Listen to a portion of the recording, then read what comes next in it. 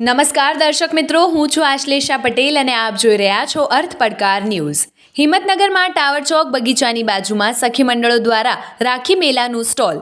Himmatnagar tower road ઉપર આવેલ શાક માર્કેટની સામે રક્ષાબંધન પર્વ નિમિત્તે રાખી મેલા 2025નો ટાવર ચોક 15થી 20 સખી મંડળ દ્વારા રક્ષાબંધન પર્વ નિમિત્તે રાખી મેલા સ્ટોલ કરવામાં આવેલ છે.